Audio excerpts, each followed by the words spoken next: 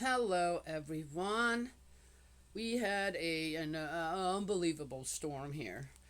It woke me up, actually, which once I'm asleep and in that REM sleep, nothing wakes me up just about. But this one woke me up. Oh, unless there's danger, then it doesn't matter how deep I'm asleep. I, for one reason or another, I can be suddenly wide awake.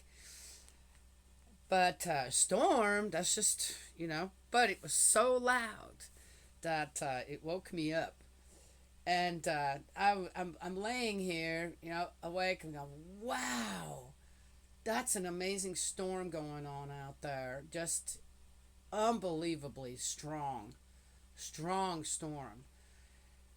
And I could feel this thunder just building and building and building and then it clapped and it was like it shook this little house. I'm not kidding. It might have been right overhead. I'm going, wow, that's amazing. uh no, I'm not scared of storms. I'm just I often, depending, I'm flabbergasted, amazed, on what nature can do out there. What the weather, how the strength of the weather out there. Sometimes it's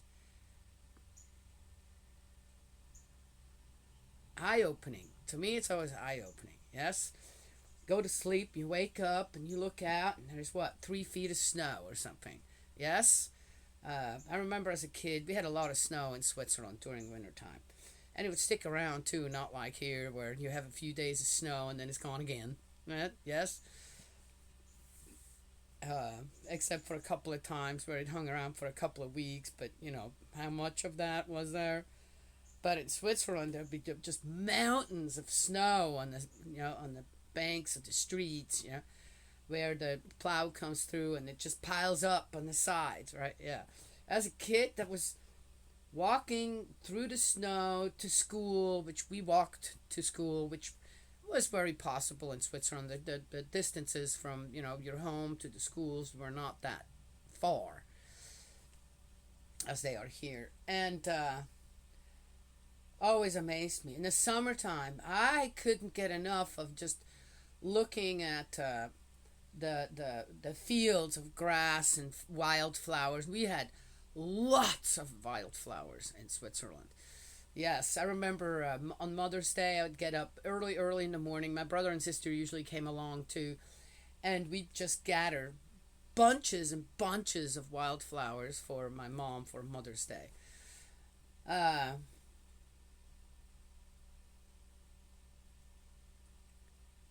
and then there's storms. In Switzerland, we have something called föhn, and it's an incredibly strong wind. I guess you could call it the Sahara winds or something. It was very warm too. They were really warm winds. They're so strong that you could, if you stood somewhere in the right place, it would actually do this. It would actually lift you up a little bit and move you forward. Uh, just the weather uh, amazes me.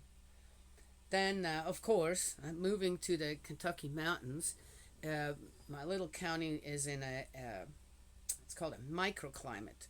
So you have Arctic temperatures and you have tropical temperatures, and so the flora and the fauna there is just amazing.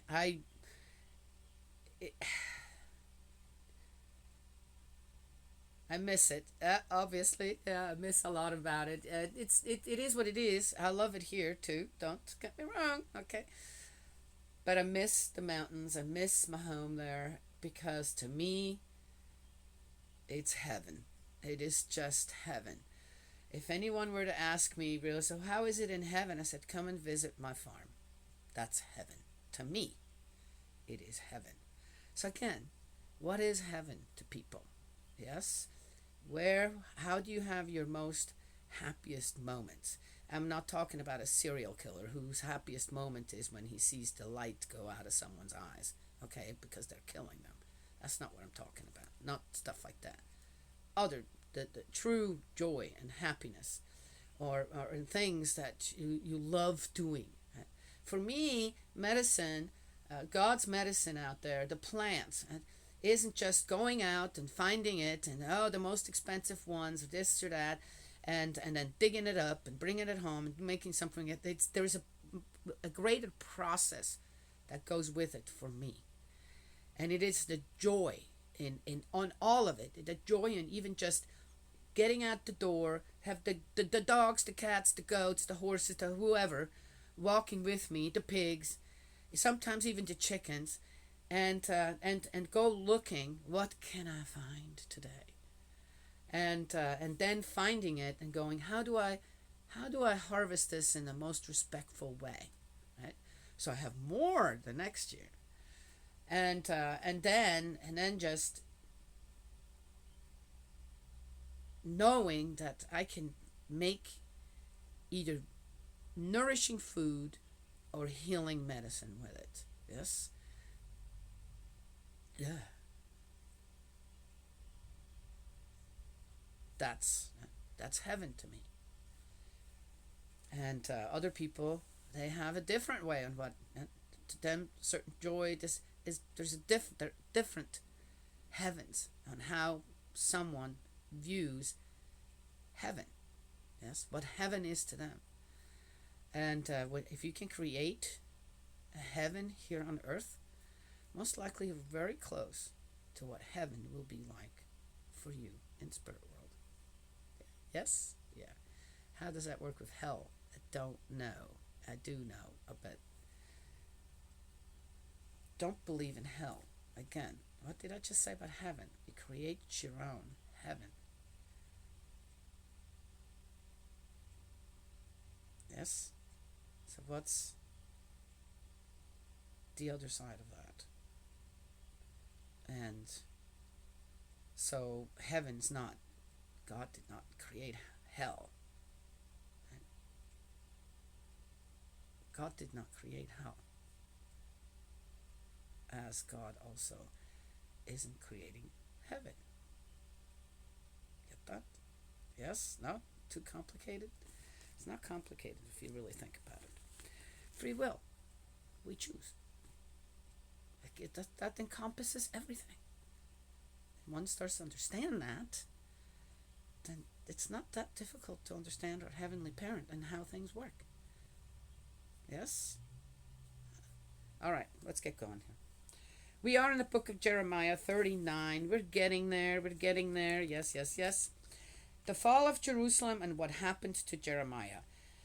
In the 39. In the 9th year of Zedekiah, king of Judah, in the 10th month, Nebuchadnezzar, king of Babylon, advanced on Jerusalem with his entire army, and he laid siege to it. In the 11th year of Zedekiah, in the 4th month, a breach was made in the city wall.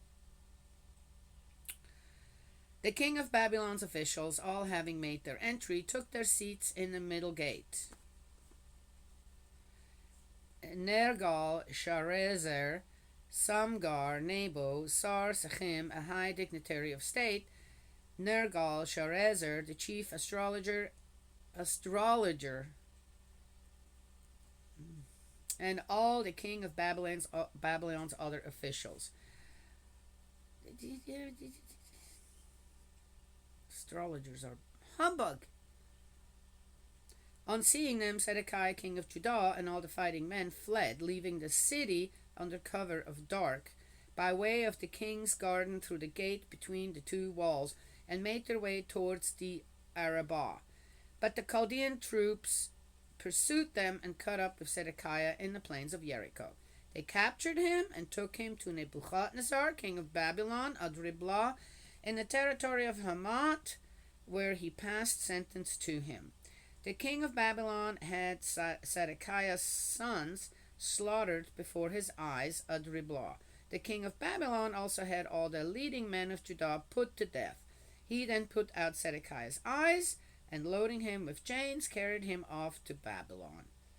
The Chaldeans burnt down the royal palace and the private houses and demolished the walls of Jerusalem. Nebuzaradan, commander of the guard, deported the remainder of the population left behind in the city. The desert what? Nebuzaradan, commander of the guard, deported the remainder of the population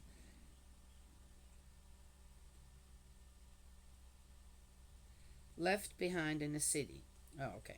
The deserters who had gone over to him and the rest of the artisans to Babylon. But Nebuzaradan, commander of the guard, left some of the poor people behind in the country of Judah, those who had nothing, at the same time giving them vineyards and fields. What a smart move.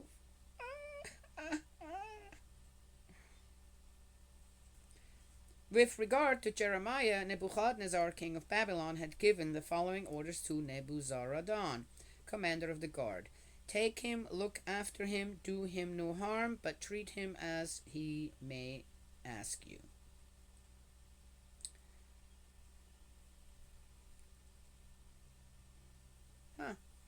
He entrusted this mission to Nebuzaradan, commander of the guard. Nebuchadnezzar, the high dignitary of state, Nergal-Sharezer, the chief astrologer, and all the king of Babylon's other officials. These dispatched men to take Jeremiah from the court of the guard and turned him over to Gedaliah, son of Ahikam, son of Shaphan, for safe conduct home. So he remained among the people. Okay. A prophecy assuring the safety of Ebed Melech. Oh, that's the guy that helped Jeremiah. Yeah, okay. While Jeremiah was confined in the court of the guard, the word of Yahweh came to him as follows: Go and say to Ebed Melech the Cushite, Yahweh God of Israel says this: Look, I am about to perform my words about the city for its ruin and not for its prosperity.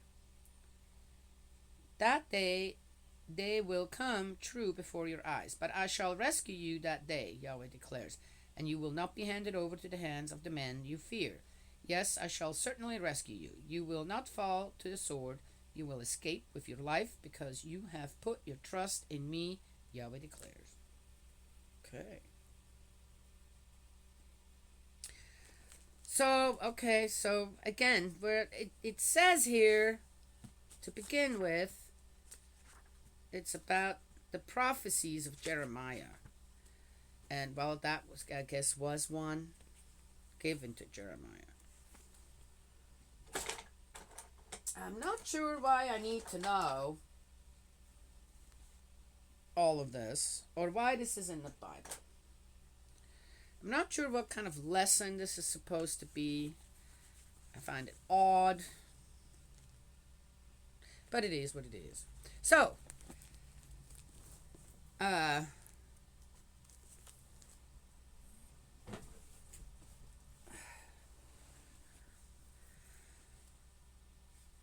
so there was another assassination attempt on the president, our beloved President Trump. Yes, I think he's pretty fabulous.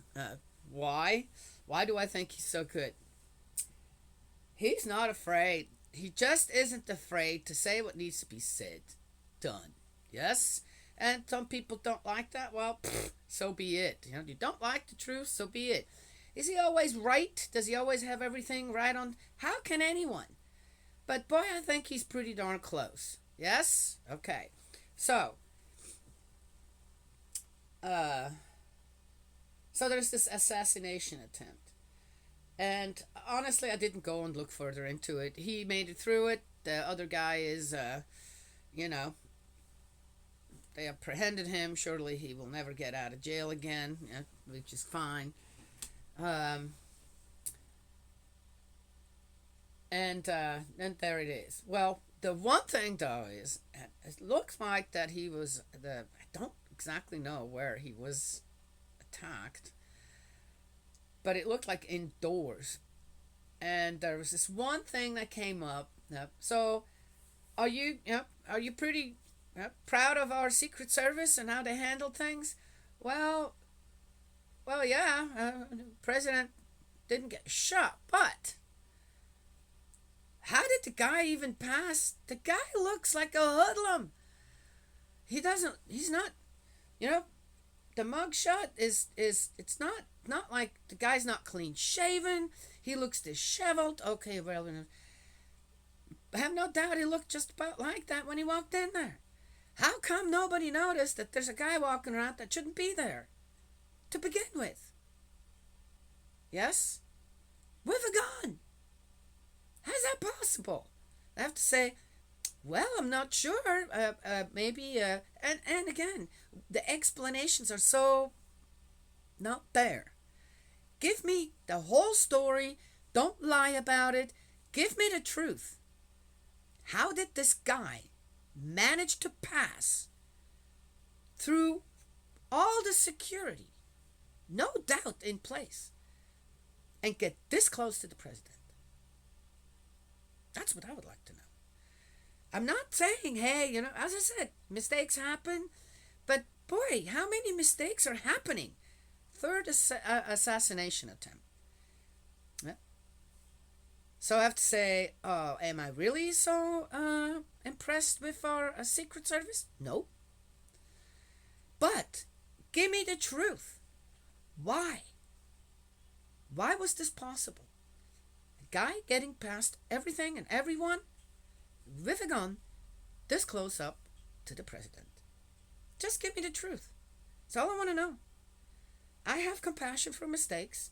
I have compassion for someone who fell asleep. Compassion for people being too busy talking to others rather than watching. But I'd like the truth about it.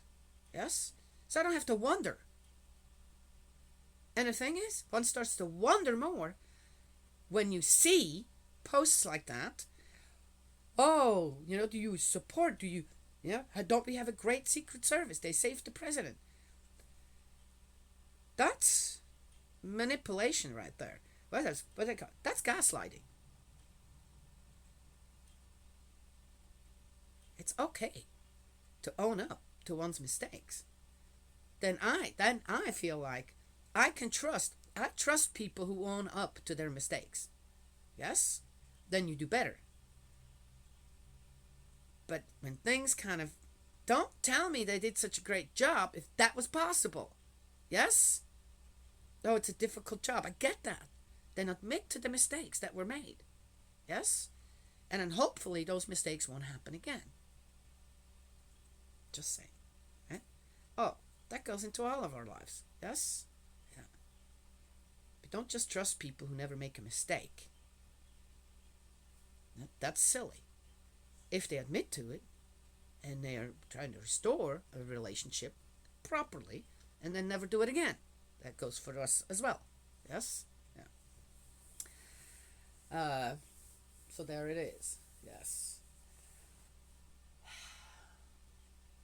Hence. And then one can work together with the people. Just because I'm a Republican, I don't want to be bamboozled by that side either. Or, just be a dumb sheep that just follows whatever. And I have questions. Even there. Just questions. And I like them to be answered truthfully. Yes? That's all. All right. That's it. That's all for today. Yes? May Heavenly Parent bless, protect you, guide you, embrace you with love. Yeah. Eldridge, my dearest brother in faith. Yes. Let's keep praying. Let's keep praying. Just a little update on Mother. There's more charges dropped. I'm not sure if she has to go back to detention. I don't know why she would have to, but they can't find anything. There's no evidence. Yes? There you go. I wonder how the South Korean government is going to restore that. You just put someone in jail for months and months and months, don't give them the proper care. abusing elderly, which filial piety, as far as I know, is a big thing in Korea, in all the Asian countries, I thought. And to honor the elders, your ancestors. Yes? Hmm. And what are they going to do? How are they going to repay what they did to our beloved true mother, the Mother of Peace, who, by the way, has been nominated for the Nobel Peace Prize? Yeah. Our Holy Mother Han. Huh? How are they going to repay?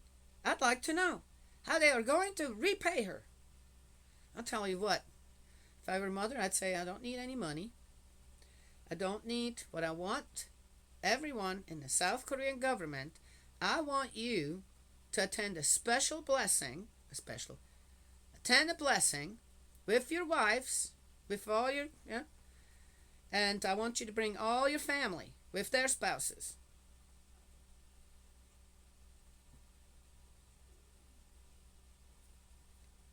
And I want you willingly to receive the blessing. That would be something. Huh? Yes? Yeah. All right, all right, all right. Anyway, praying for that now. Yes, it's all going to happen. I just know it. Yeah. All right. That's it. That's all I have to say. And I will talk to y'all another time.